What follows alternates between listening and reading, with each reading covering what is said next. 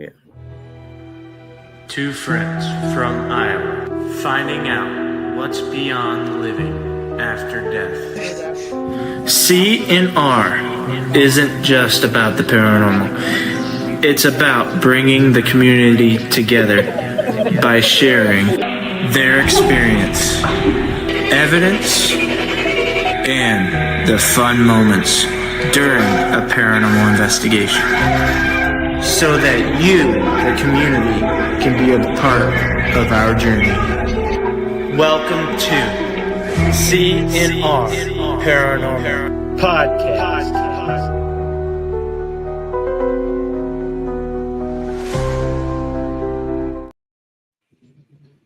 Welcome back, everybody, to another episode of C&R Paranormal Podcast with your host, Chris and Ryne.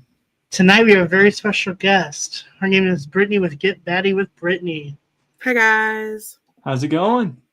Good. How are you guys? Doing good. Not too bad. Doing good. I do have to tell you, my favorite part of your intro is when you all run scared. It's my favorite part. Every time I watch your podcast, that's my favorite part. I was putting together the intro, and to match up with the funny moments. I mean, I could have picked something else, but I guess. Yeah, but I mean that shows realistically what happens sometimes though on investigations. It's not always paranormal. Sometimes things just fall, but you still get scared, and it's great. And the funny thing is that wasn't even paranormal. That was his stepdad. That's usually how it goes. Or a bat or something just randomly falling. I have people run from bats all the time. It's my favorite. Hey, Rob. Rob. Lord Rob has entered the chat. He wishes he was.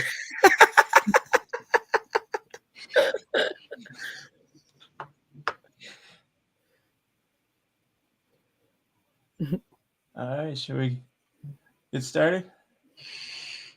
Hey, Cheyenne. Cheyenne. Hey, Rob. Hey, Rob.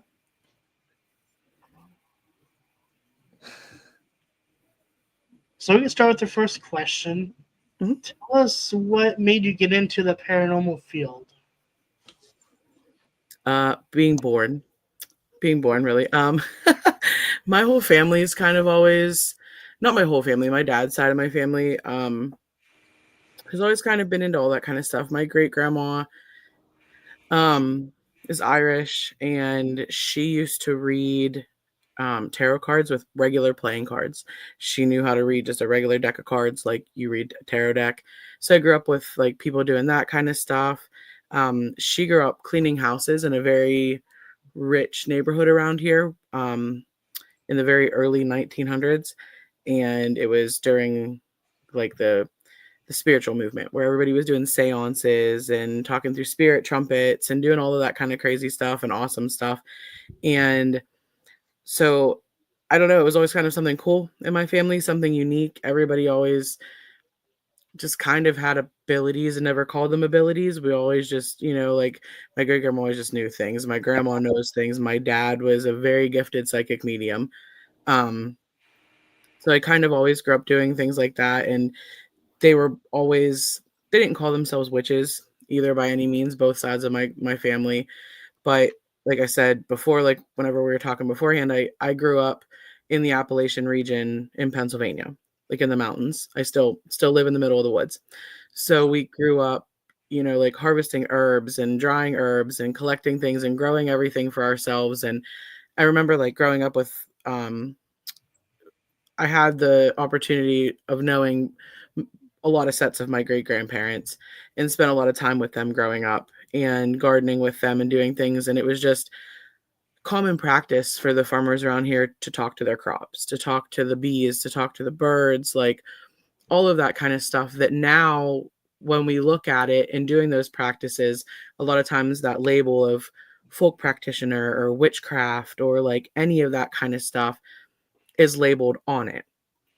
And it's just, I mean, I just grew up doing all of it, I guess. And I didn't necessarily grow up investigating, but I grew up knowing that, things beyond the veil existed. I grew up with my gram. Yeah, the birds and the bees, Rob. I grew up with like my gram watching like Sylvia Brown and crossing over with John Edwards and like all of these like psychic mediums of the 90s and stuff like that too. So it wasn't, for one side of my family, it wasn't weird or wasn't odd. Like it was just always something that was like kind of normal. We talked about death and dying and the other side and what happens after, like all of the time. It wasn't something scary. It wasn't ever, it was always a journey, like things like that. It wasn't ever anything bad. Now the other side of my family, if I talked about any of that or did anything like that, it was like, no, no, no, no, no, no. That's weird. You don't tell people you see stuff like that. You don't tell people you're experiencing things like that. They're going to think you're weird because, like back then people got picked on for all that kind of stuff. It's cool to do what we do now, but it didn't used to be. So I guess that's kind of how I got my start in it. And I, like growing up, I was the girl that, got into reading every witchcraft book she possibly could get her hands on and, watching The Craft and all of that stuff. Not that, anything in The Craft is really that realistic, but, it was the genre of the time. We were all into it. Nice. So, what made you like? What got you into like get haunted? And how did you meet? So, I mean, I'm very honest about things. I was on and involved with a team that I'm just not anymore. No hard feelings, nothing bad. We just went our separate ways. And Candy had reached out to me. Oh yeah, absolutely. Kool-Aid. I mean, That's I Kool-Aid. do love Kool-Aid. And it was in the midst of all of that kind of stuff that Candy Slater had reached out to me and asked me if I would like to come to Rock Island. And hi, Sarah.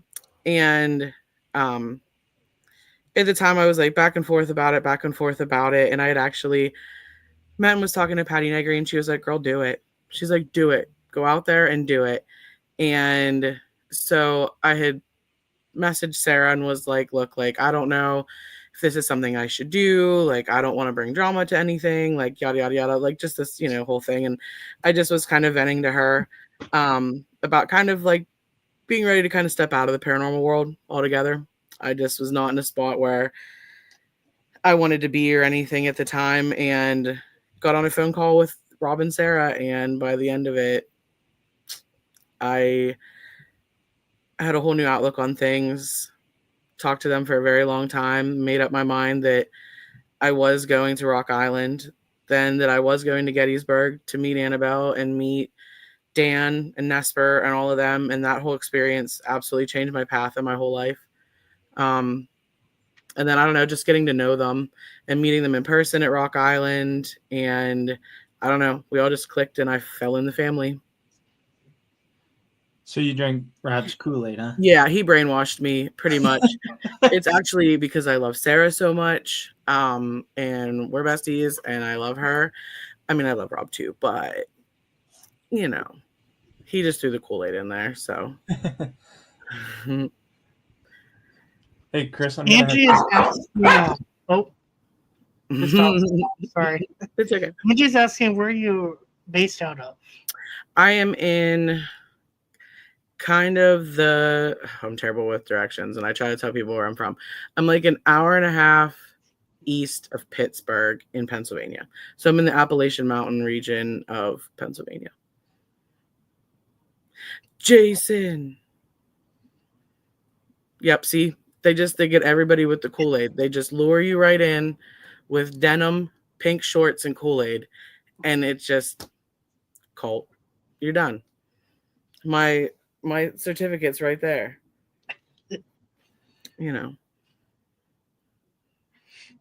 Yeah, Sarah does always win.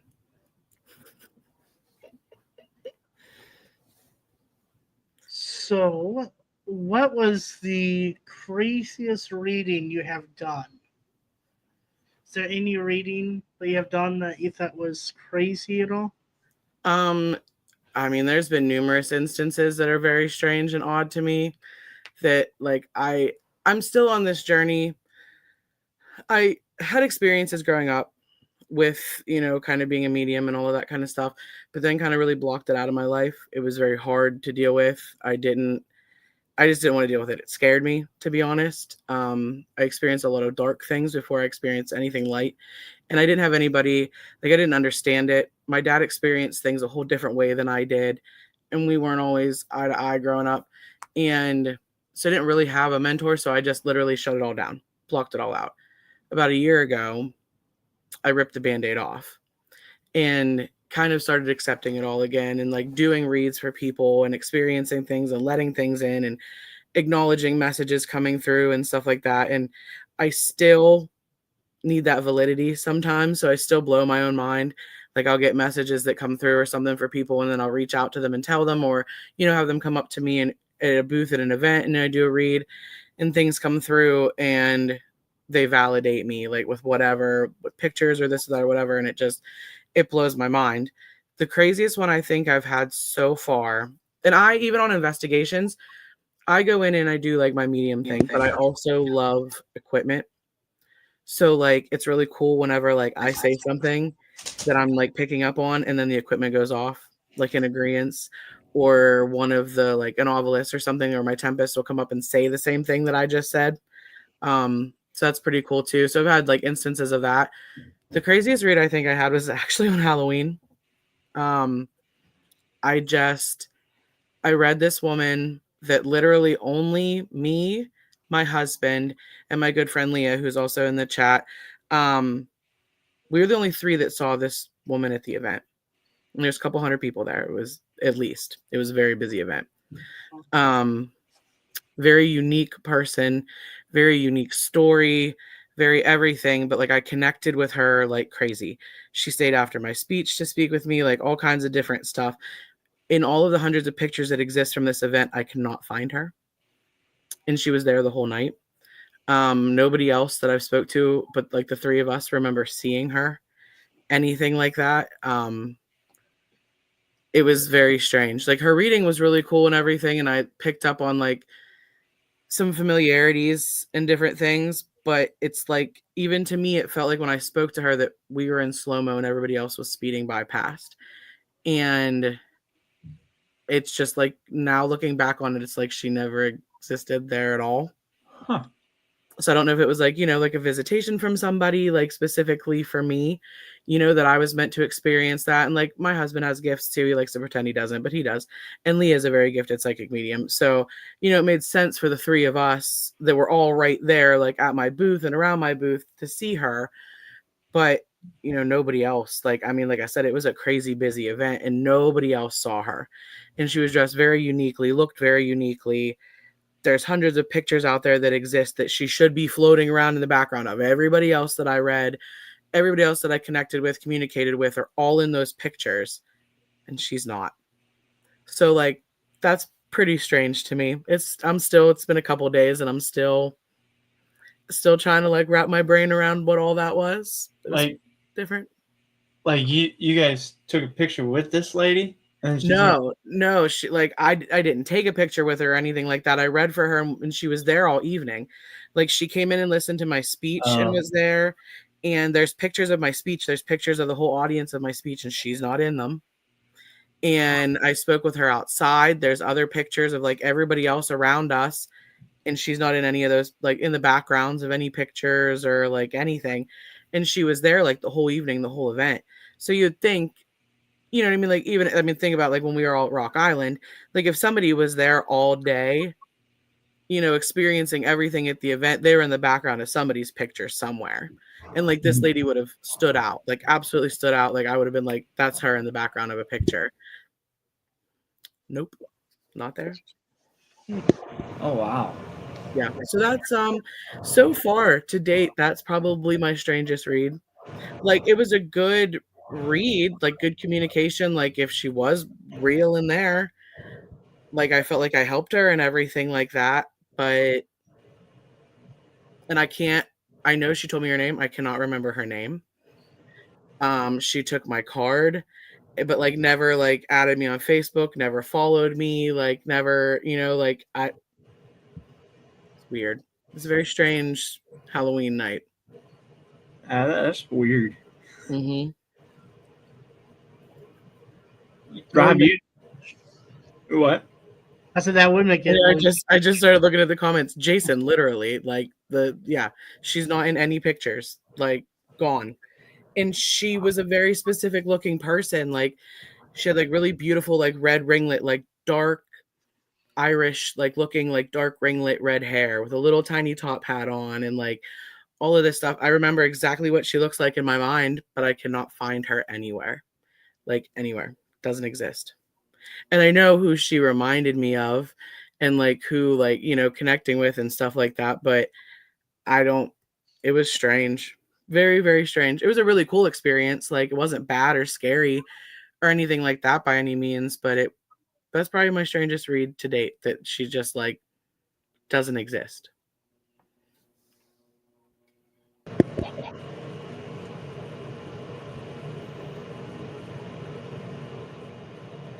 I mean, my cards are black, so it really might have.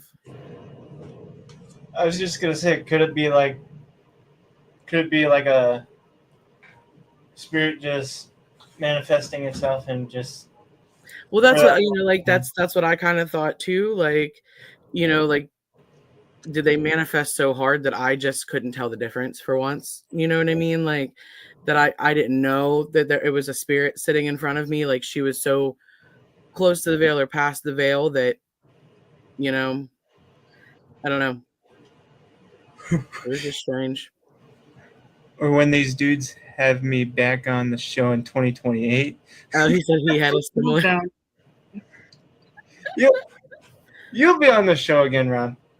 Right. I would go get hypnotized. It's very hard to hypnotize me, though. I've only ever actually had one person be able to do it, and it was Catherine from Hunger Nights. And it was random. Like she caught me when I was really tired and really like emotional about other stuff, and she caught me like at the perfect, most right moment and threw me under hypnosis and did past life regression with me the night before Rock Island. It was awesome. It was beautiful. It was a beautiful experience with her. That's the only time I've ever been able to be hypnotized. Yeah, okay, Rob. Well, I guess he can. I mean, he's the Kool-Aid man, so yeah. And we're all here. So. Yeah, he doesn't hypnotize people. He just gives them Kool-Aid. It's just easy to throw them under. Since we were all at the expo, what was your thoughts about seeing Annabelle in person? So that was my second time seeing Annabelle. I didn't get a chance. I was so busy and so preoccupied running around doing all kinds of other things that the only times I was actually in that room was He wishes. I knew it. The only time I was actually even in that room was when I just went to say hi to Nesper, and my husband and I had gotten Dan made a really big impact on me and my husband when we met him, and we just, I don't know, it's just been something I've done before. Like I just found randomly before that you can buy a star and dedicate it to somebody. So I don't know, we just felt like that was something good to do, like for everybody that needed him, cared for him, loved him, all of that kind of stuff. He's literally a star in the sky that you can go stand under, look right up. It's in the Orion constellation. You know what I mean? And like whenever anybody's going through hardships or just needs that shoulder to lean on, anything like he was, you physically can go outside and feel that. So I just, went in there to give that to them and stuff like that and say goodbye to them when they were leaving and stuff. So I really didn't get to like go up and like interact with her, anything like that at Rock Island. I mean, I saw her, of course, like kind of like when I was walking through, I was like, hey, Annabelle, what's up? Like, good to see you again, I guess. Like, but I wasn't really like in there, like focused to see her like at that point. But in Gettysburg, I had to. With her being that close, I had to go see her because I've followed Lorraine my entire life. Lorraine was one of my biggest inspirations. I remember seeing her like on TV. I saw her at events at Penn State because Penn State's really close to where I live, and then following Paranormal State and Ryan Buell and like all of that kind of stuff, and just that being kind of my first taste into the paranormal. Lorraine and Sylvia Brown were my girls, and all of the controversy that's gone around and all of that kind of stuff. And I've done my research and I know what I know and feel what I feel and everything. And I wanted to see Annabelle for myself. I'd heard numerous things, and in my own, paranormal journey, psychic journey, all of that kind of stuff, I'd run into things, that we all know to be as thought forms and egregores that are man-made created haunts. And I kind of thought at this point that she really kind of was something like that, because, and not that makes her any less dangerous by any means, but I kind of figured, maybe at this point that's what she was. Because exactly, Rob, how dare I form my own opinion or change my opinion? I honestly thought that she was going to be an egregore walking into that orphanage. Really, absolutely. Honestly, one of the big reasons I went, one, I wanted to see her. Two, I wanted to see Dan. I had been talking to Dan off and on Facebook, asking him questions about a location that I was doing some history for and stuff like that. And there was a paranormal team that had come in to this location in 1976 to do a cleansing research to figure out whatever was going on haunt-wise in this house. And it's pretty local to me. And we could never figure out who it was. And I, just being in that location and everything that I know and the connection that I had growing up, following Lorraine and everything, I just always just felt like it was them. I felt like it was the Warrens, and the time periods made sense. The location, like in areas that they were in similarly around the same time period, made sense, like all of that kind of stuff. And so Ryan Dayton actually had gotten me in connection with Dan. And, I'd been talking to him in different things, and he had told me that a lot of those files are hard to find if they even existed anymore and stuff, but he was working with me and like helping me. And then, so I knew he was going to be in Gettysburg. So I was like, I love to talk to people. So I was like, I'll go pick his brain like in person. And when we got into the orphanage, when we first got in there, first of all, Rosa's the worst thing that's in there. Like, to me anyway, the woman caretaker that is like the spirit at the orphanage, like she's nasty. So I was talking to like people in the holding like area and stuff like that about all of that and how I felt with Annabelle and stuff like that. And of course, when we go into that room, then the whole group that I was with made me go first. Because they're like, oh, we'll see how like the psychic medium and like how this girl reacts to Annabelle, and then we'll see what we do. Like, it was kind of like what happened. It was funny. So Wade, introduces her and everything, and like Dan gives his talk and Wade gave his talk. And Wade was like, okay, so like who wants to come up and take a picture with Annabelle first? And everybody just stood there. And I was like, all right, like, I'll go. So I went and I stood in front of her, and she's not an egregore. Everybody, like Rob said, everybody can have their own opinion. I've felt egregores before, and she's absolutely not that. I don't personally consider her the word demon or demonic. I think she's something far older than that. It's, what the word, title demon eventually got put on, but I think she's far older than that. I don't know. It was an insanely humbling experience in a way. I didn't feel in danger, like by any means or anything like that, but I absolutely respected her, and she held that kind of presence.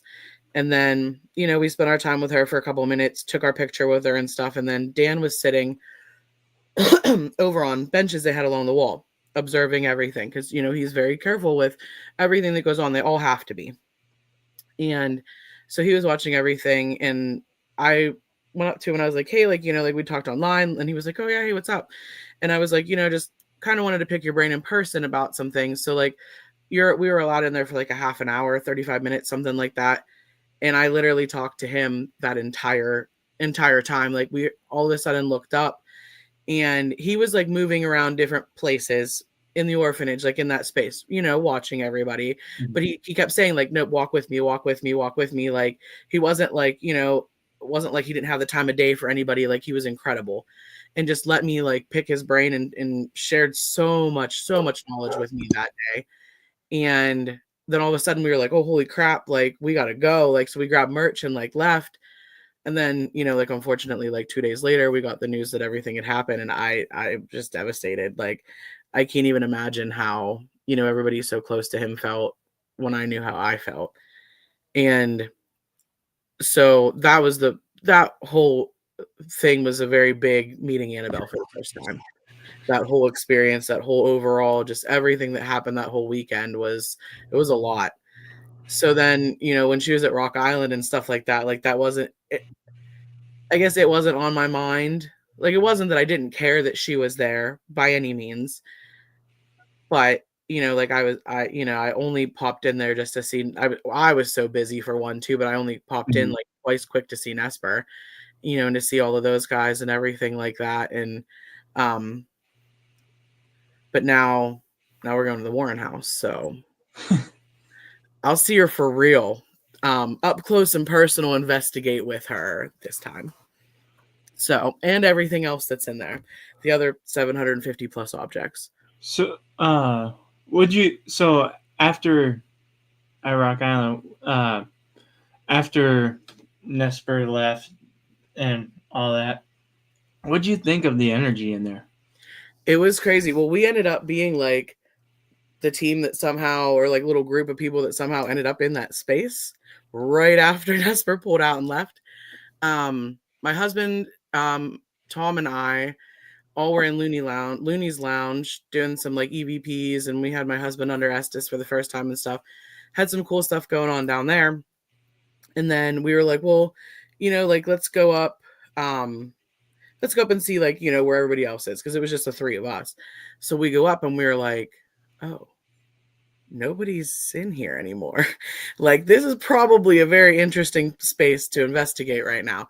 So there's a few of us in there, my husband and I, Jason, his wife Dom, Lisa, and I can't remember who else. I can't remember who else was in there, but I went in there too. Yeah. There was a little group of us in there, and I had flashlights, I had mag lights, I had my REM pod was the first strange thing, because my husband and I were the first ones that went in there. So we were like, we're setting up in here, like, everybody can come find us. Like, this is where I want to investigate right now, because I was curious about that. So I have a REM pod that's made by Lauren Hellickson, Lauren Haunts, and it's called a crystal REM. Her REM pods are like very, very, very sensitive. They don't, like, if it goes off for me on an investigation, like, I know something is touching it. Like, without a doubt, there's nothing interfering. Like, there's something messing with it. So I get it out of the case and I turn it on, and I'm holding it from the bottom. The antenna comes off the top, just like a regular REM pod. It doesn't have any of the extra fancy stuff that, like, the red and black REMs have. This is just, it's a wooden case, and it's wood. So, like, there should be no transference of anything. And I had nothing else on me. I go to hold it to sit it over in the space where Annabelle's case was, and it starts going off in my hand like crazy as I'm lowering it to sit it there. My hand's nowhere near the antenna. I put my hand near the antenna and it stops. It was like working backwards, like, for a minute. And then once I stuck it down, then it worked normally, and it was going off answering questions. And we had, I can't remember if it was the Tempest. We had something that was like the dictionary mode kind of thing. And it said, and because we asked, like, are any of the items, spirits or energy still here? And it said yes. And then I think it said barely, and then it said goodbye. And I was like, okay, like, is that Annabelle saying goodbye? And then we got other answers and stuff like that we asked, and it was the shadow doll that we confirmed then was coming through. So her energy stayed around a whole lot longer than Annabelle's did, which kind of makes sense to me, honestly. Like, she's more, the shadow dolls are created. Like, she, honestly, to me, she feels worse than Annabelle does. on different ways, I guess. But to me, humans are way more nasty and mean than most anything else, and she was created by people. Like, to be nasty, to be a nasty object, to do nasty things. Like, she was created with that intent. Annabelle was, born of the earth, born of whatever, and inhabits that doll, whereas the shadow doll was created to be nasty.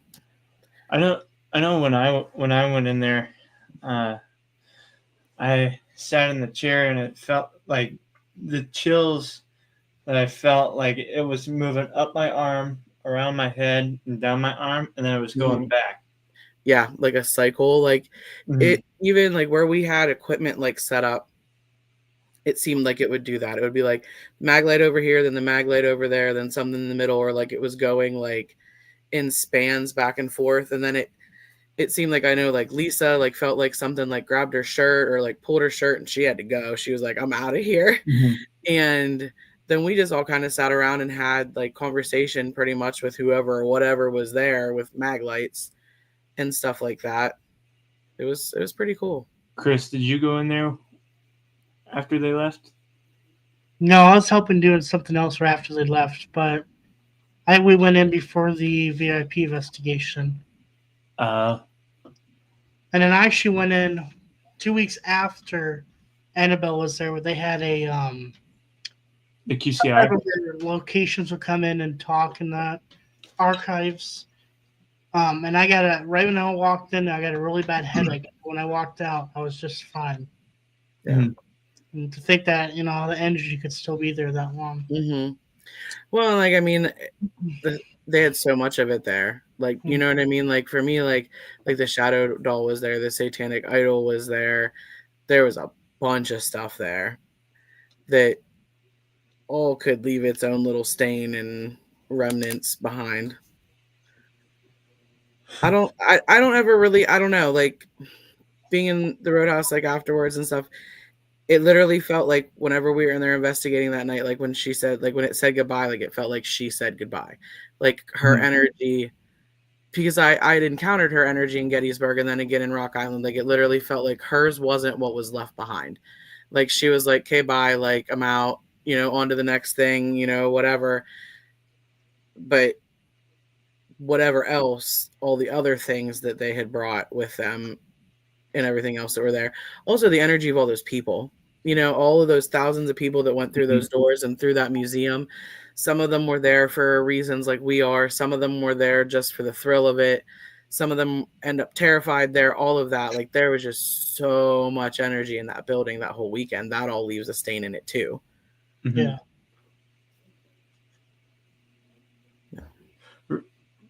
Rob said, I have no idea how that sticker showed up. Weird. I don't see a sticker, but I didn't either.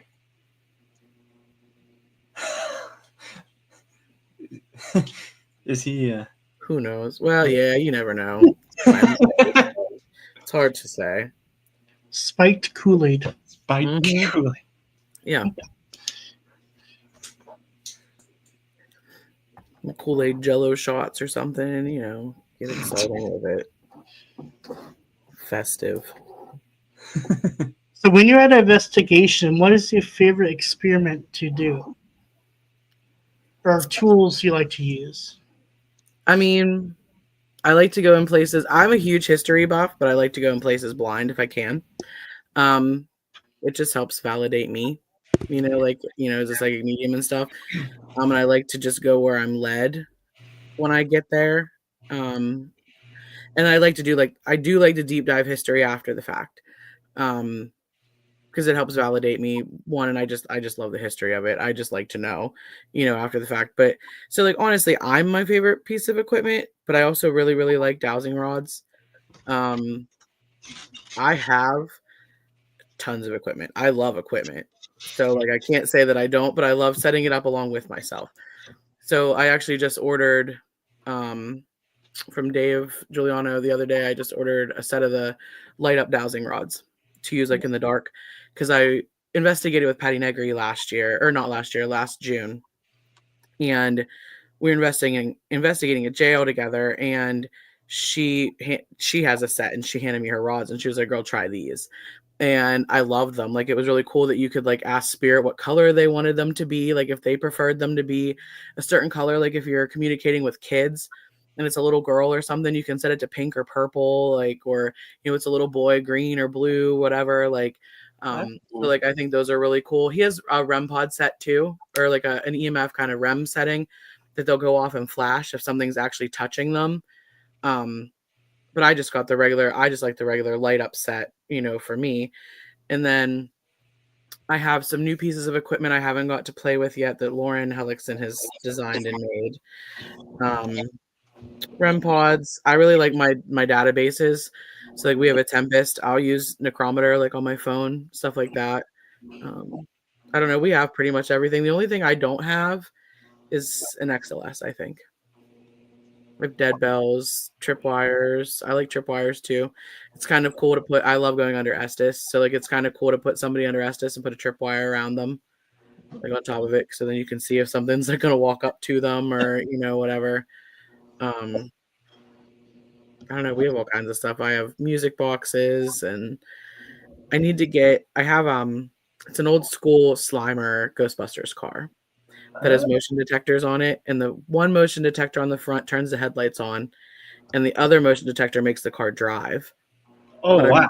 I messed up. I dropped it and messed up the switch on it, so now I have to find somebody that's good with electronics to fix that for me. So I'll probably give it to Rob.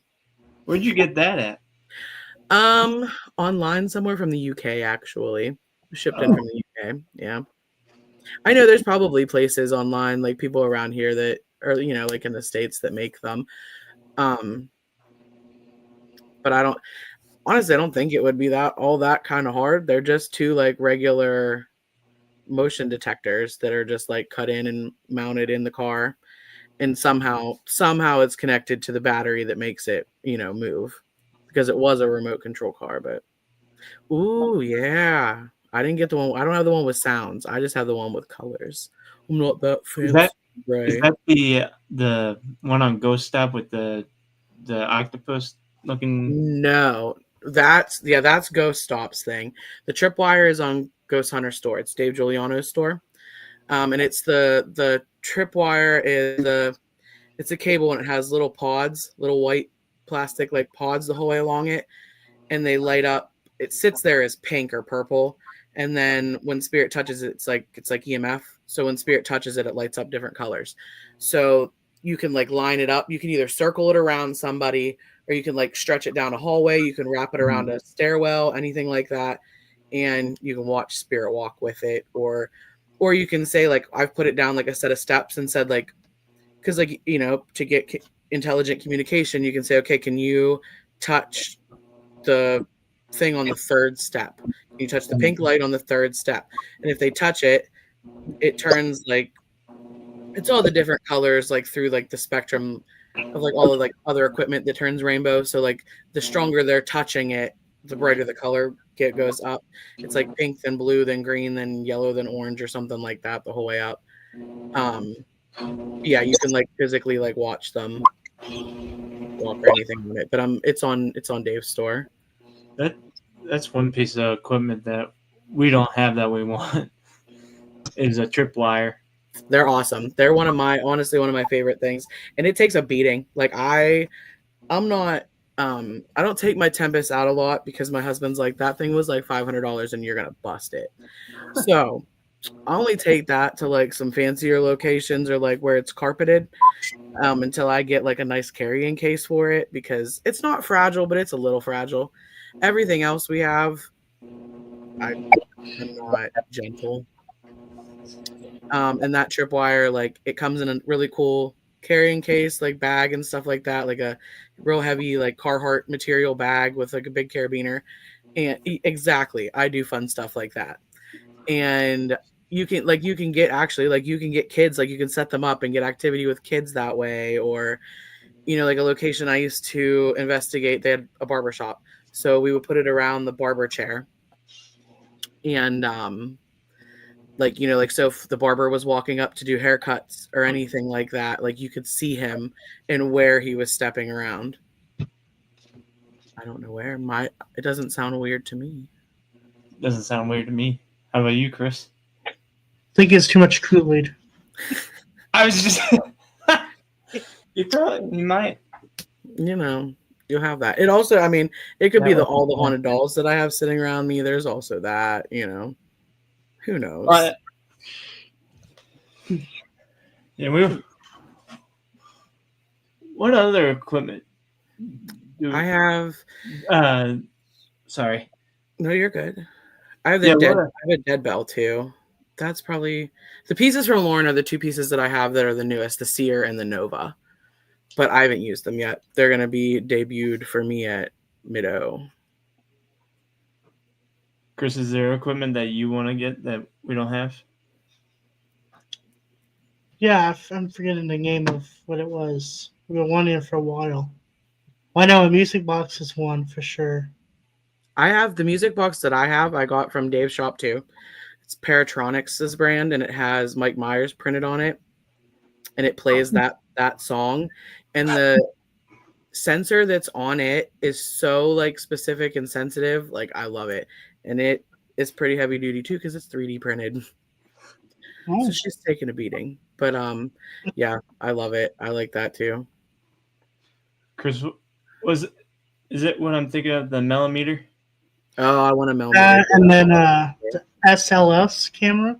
Yep, I want to get an XLS, and I want to get the millimeter that has all the extra stuff on it.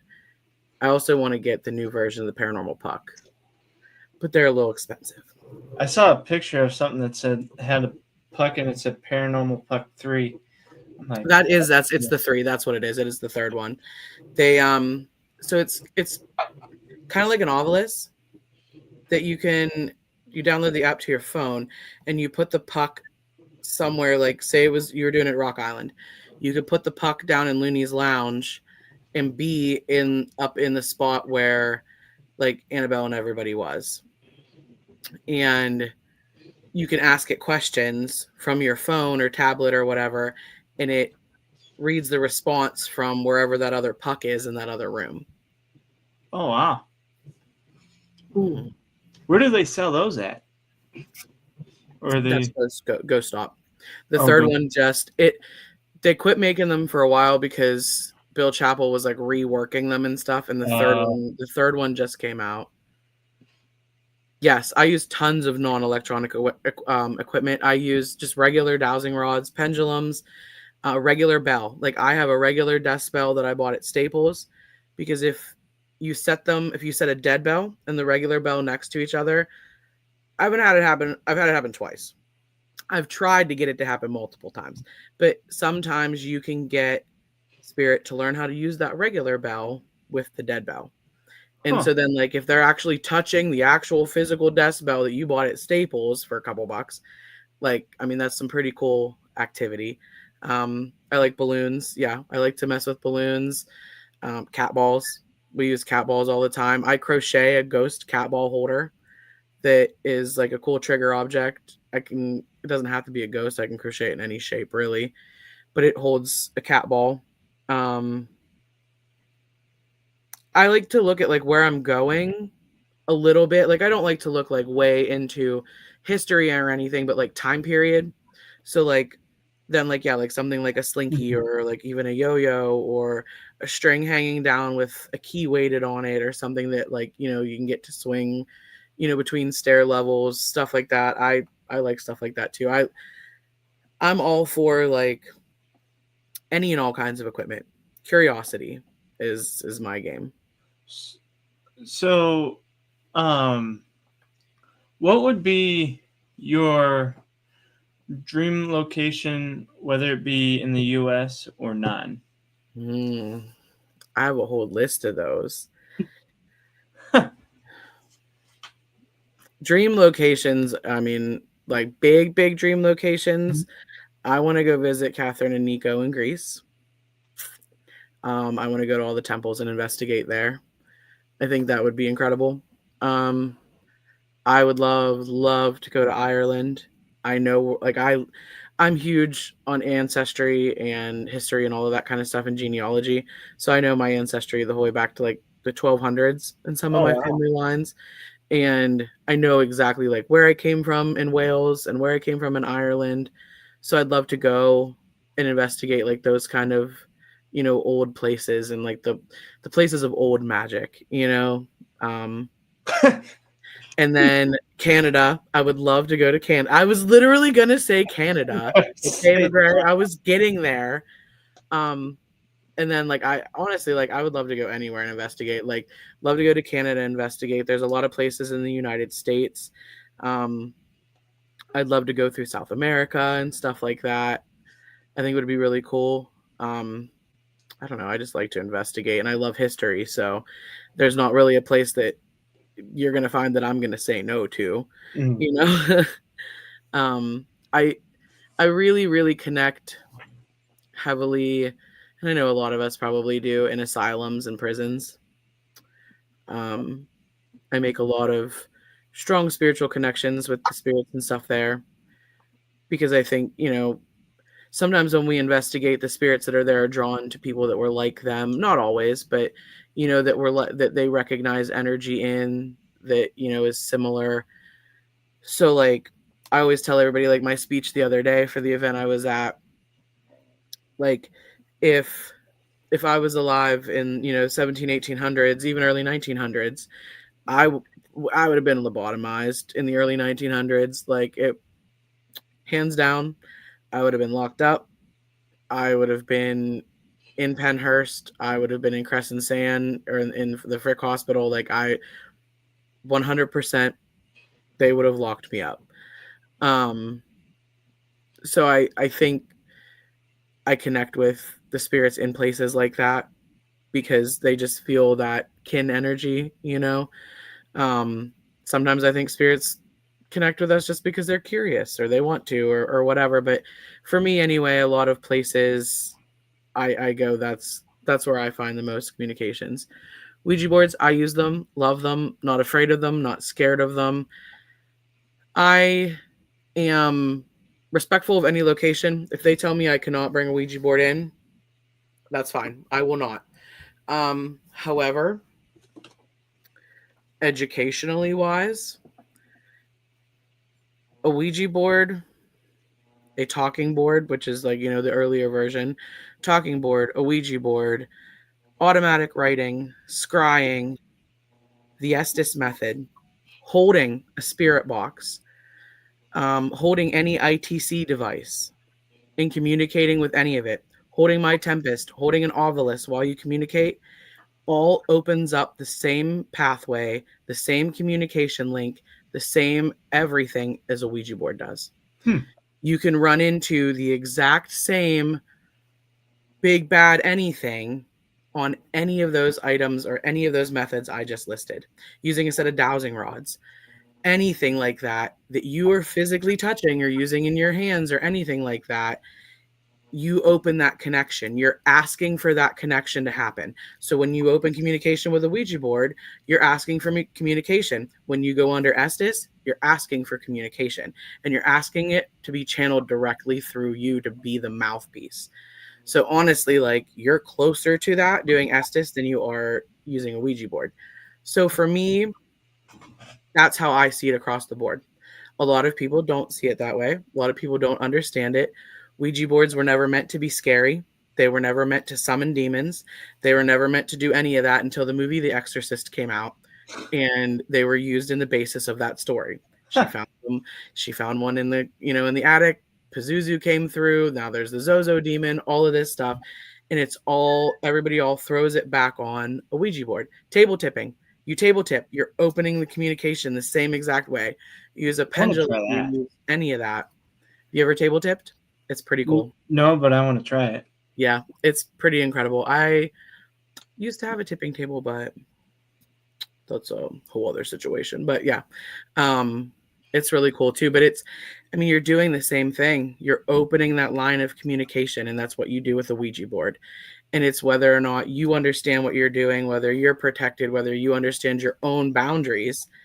But you know what I mean? Like it's the same line of communication to do any of that kind of stuff. You sit down and you scry, you sit down and you do any of it. You're opening yourself the exact same way as a Ouija board. So I don't have any issues with them. I don't have any issues with anybody using them around me. I personally will use them. But like I said, if a location has that in their rules, I don't fight it. I don't care. That's their location. That's their prerogative. Maybe they've run into something where it's not so nice. Maybe they've run into like disrespectful teams or somebody that like does things all the wrong way, because that can happen in any way you're doing any of that too. That's their location. That's on them. So like, I don't ever fight it. I'm not going to be a jerk and be like, well, I have to take my Ouija board in because that's what I do. Like, there's a million other ways to investigate that I don't, Here's my question. So before we move on to the other questions, for table tipping, can you use just a regular table? Technically, yes. Okay. I mean, it's a lot. Traditionally, it's a 3-legged table. So, like, if you want to look for one to buy, they usually are under plant stands on eBay or at an antique store, just because it's easier for the tipping to happen or the control, and they're not as high of tables. Like, they're more meant to sit at waist level, which just makes them easier. But honestly, like, if you have a strong enough group of people and a strong enough group of spirits willing to like work and you give energy to and stuff, like, I've felt tables move and shift doing seances with, like Patty, and I've seen other people move tables that are, much bigger spans. They table tip at the one place I want to investigate in the UK, the Ram's Head Inn. They table tip there with a big, huge bench table, like the big, thick, like it's like this big. And it has kind of like just the pedestal legs that kind of would, like, but they don't really rock. Like they're big legs that come down to them, smaller legs, like it's flat to the ground. But they'll table tip with that, or they'll put a rocking chair on top of the table, and still like, use their hands and control the table the same way, but the chair will move and rock instead. That's pretty cool. Absolutely. The hive mind, the whole, YouTube even does it with all of the YouTube teams and stuff that we have now, like not even intentionally. Like some people maybe do it intentionally, but I don't think most people do it intentionally. But like you get misinformation on history or something like that, and then 10 YouTube teams go and run with that information at a location, and all of a sudden 3 million people have seen that video and believe that same story and believe that same thing. So to me, that could create that haunt. And I think like my biggest like, I don't know, explanation or like example for me for egregores is Santa Claus. So like we all know, like Santa like in physical form right in front of us doesn't actually exist, doesn't bring you toys, whatever. But if you ask a child, they believe in it. They believe in that spirit of Christmas, right? They so wholeheartedly believe it that they hear hoof prints on the roof. They hear jingle bells. They smell Santa. They all of that kind of stuff. And they wholeheartedly believe he's there, and they experience all of these things. Like they're actually really experiencing them because so many people nationwide believe. And so that spirit of Christmas, to me at least, like truly exists. So like not all egregores are bad and nasty, but some are. And sometimes, like I can get way out there with like theories and stuff, but I think sometimes that's where Mandela effects come in.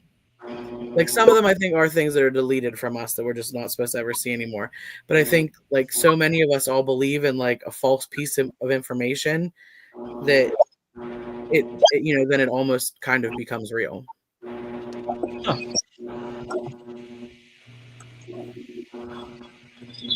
I think they can take it. From us, we're probably one of their biggest energy sources, but I think the weather on investigations, I've noticed that the weather really affects things. So like if we're in the middle of a storm, they have more energy to pull from.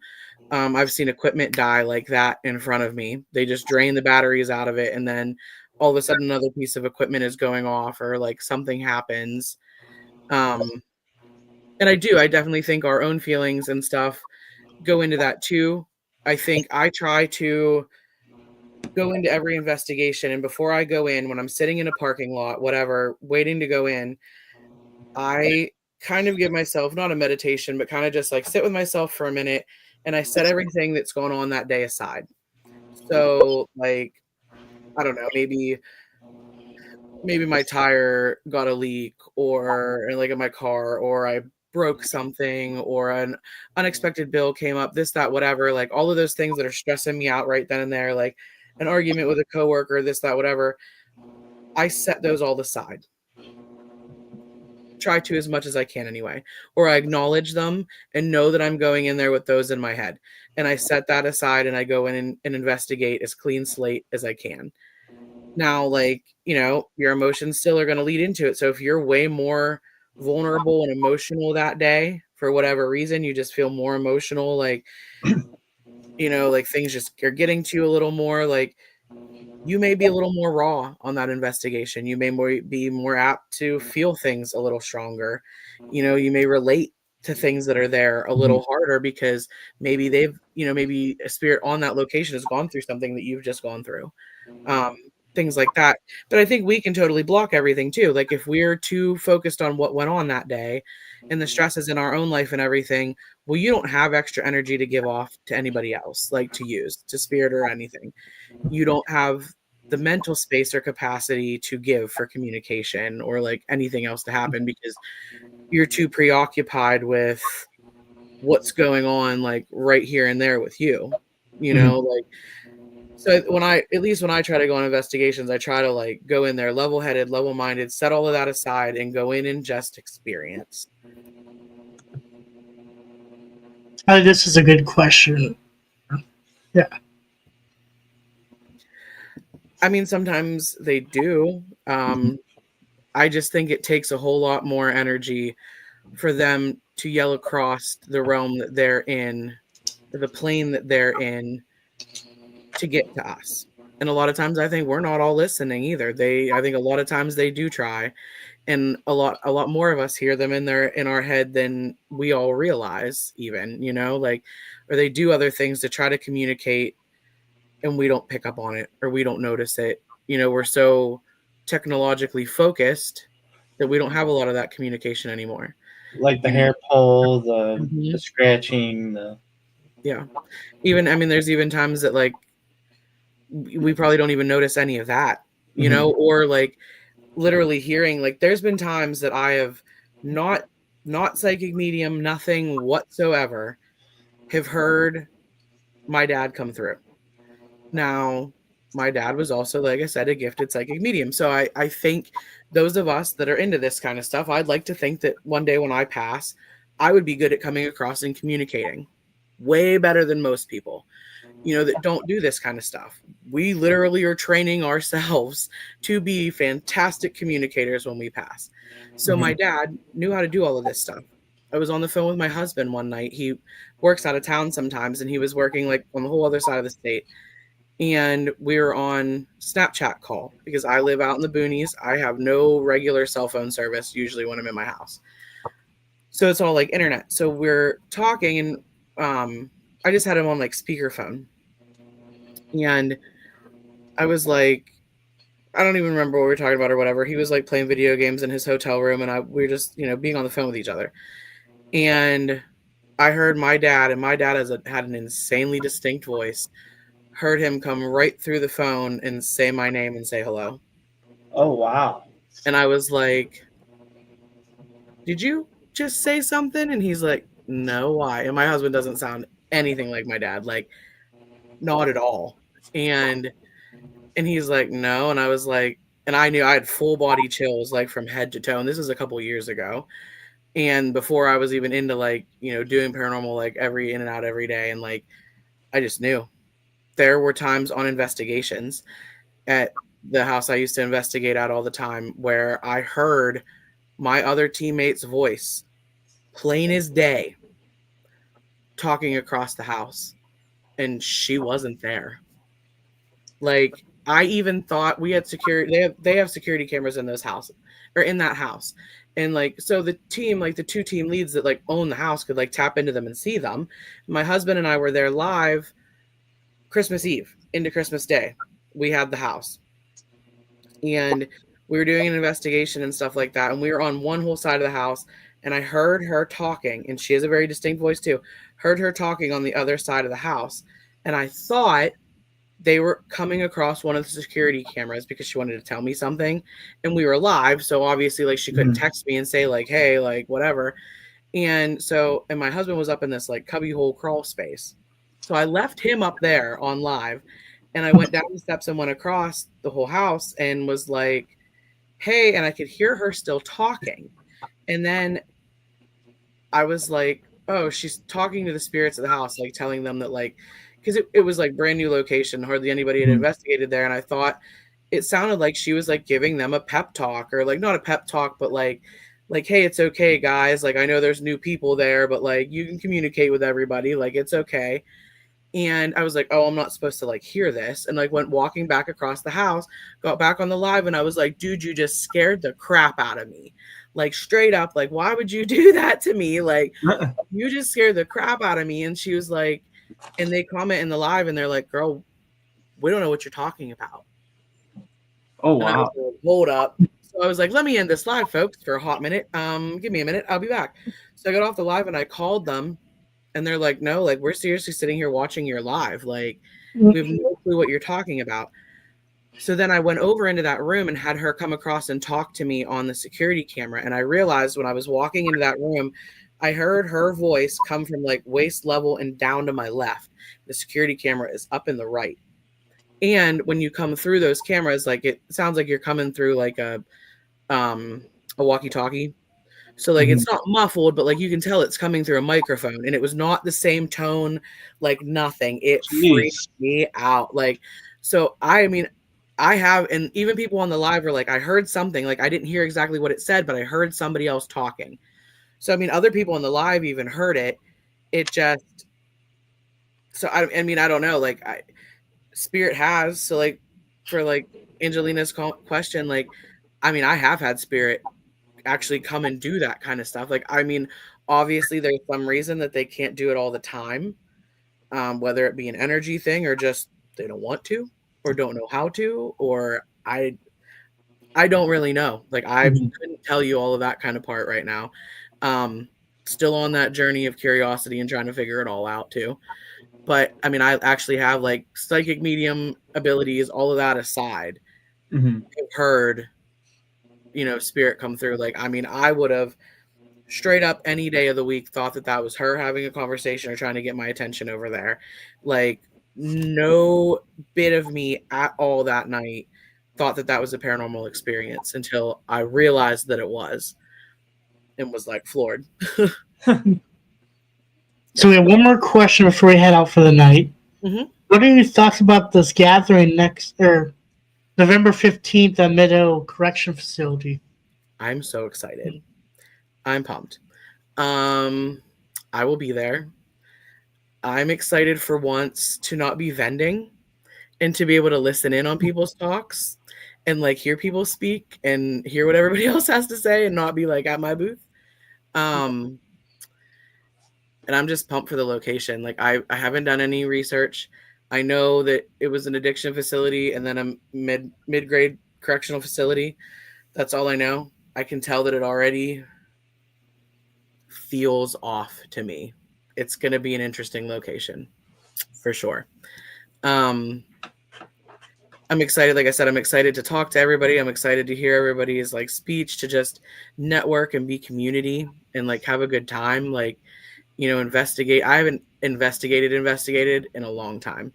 Like, investigated a little bit at Rock Island, but I was so exhausted by the end of that day and like all of that kind of stuff. Like, I so badly wanted to stay and help Patty and be with Patty during her seance and stuff. And I was like, I literally like couldn't see straight. I hadn't eaten. Wow. I was like, I will not be of any assistance to you, girl. Like, I'm so sorry. And she's like, no, go sleep. So I went and crashed that night after that. But yeah, so I'm really excited to actually get back out there and investigate and experiment. Rob is supposed to be fixing the God helmet so that I can do that and try that for once. It's been on my bucket list to do. curious what'll happen. I may sleep for like a couple days afterwards, but that's what my lovely, amazing husband is for. Because then I go like zombie, like, hey, I go like zombie mode with, I call it screensaver mode, where like my eyes are open, but I'm not like, nope, nothing's happening like in front of me. Like it's just done. And so then my lovely husband drives me around. I'm a passenger princess. I mean, honestly, it is not safe to have me on the road after something like that. It is really not.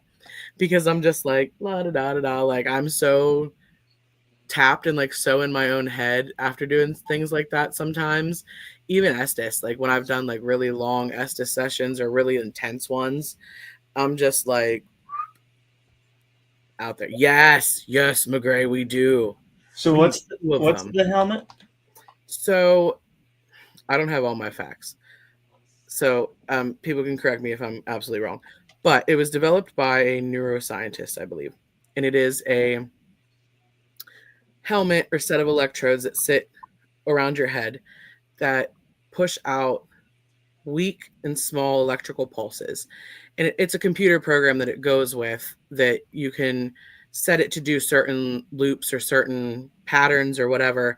And I want to say they're like 20 to 40 minute cycles. And it puts you under like Estes on steroids kind of deal. Wow. It opens like parts of your brain that you don't normally use in the same way, because it's these little impulses that are going off all around your brain. And this neuroscientist tested it with, under MRI and like everything else, and watched what it did with people's brains and how it opened different things. And it opens different centers that they think are linked to more psychic centers in our brain. So a lot of people, pretty sure the government probably has them and uses them for enhanced remote viewing. So people that can remote view, it enhances that like crazy. A lot of people have enhanced psychic experiences, medium experiences, all kinds of stuff. It's not the same for everybody, so it's kind of hard to say what'll happen, but it should be pretty cool. Chris, we need to get one of those. They're really hard to like. I don't know that you can just buy one. It was always my goal to like go under. Like I follow like, I don't know if you guys have ever heard of Greg and Dana Newkirk, but they have like a big podcast and a whole traveling museum, and it's the whole thing. Jason McGray and I are museum members there too. We drank that Kool-Aid long ago. But so they have a God helmet, and they use it to remote view and do all kinds of crazy experiments and stuff all the time. So it's always on my bucket list. And I was talking to Rob and Sarah the one day, and I was like, look, like I need somebody that has a God helmet, and I want a Frank's box, like so bad. And he was like, well, you're in luck, kid, because I have a God helmet. And I was like, sign me up for that. Thanks. Rob has one? Mm-hmm. Rob, if you're listening, if you're over here, I don't know if he is anymore yet, but he was. Bring it. Right? We want to try it. Maybe it'll give me the answers to the universe. Maybe it won't. Who knows? So we're gonna close this out. Where can people find you?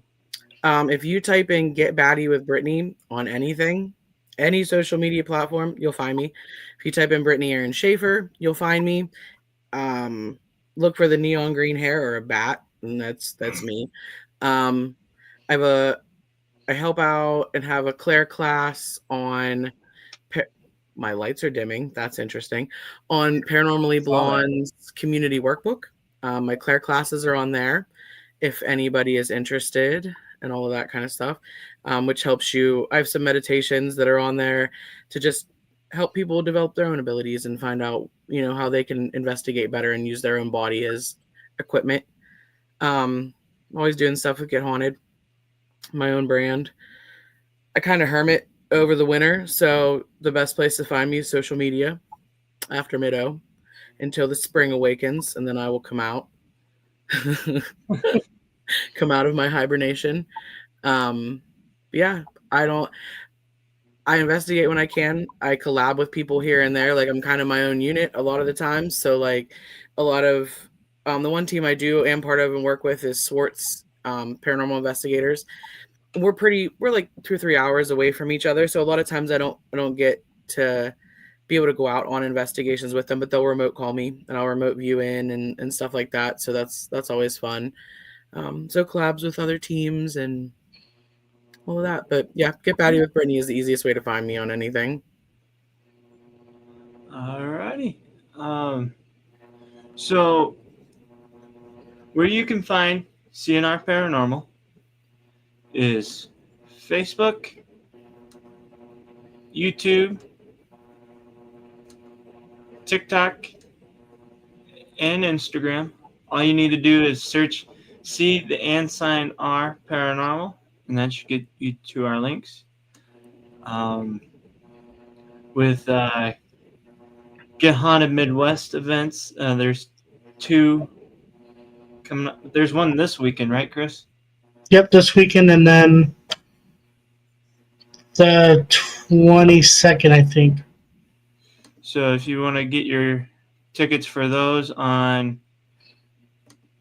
extremeticketing.com/GetHauntedMidwest, and it'll be a lot of fun. Unfortunately, me and Chris won't be at those 2 events, but last weekend's was pretty fun. But as for that, thank you guys so much for watching and listening. Thank you, Brittany, for coming on this podcast with us. Thank you, guys. It was a great time. Thank you. Thanks. And as for that, you guys have a good one, and we will see you guys on the next one. Have a good one. We believe that the journey doesn't just stop. It only begins. And that's with you, the community, as we take you along on our journey through the unknown. Without you, there wouldn't be us. So as for that, thank you so much for watching and listening, and stay tuned for more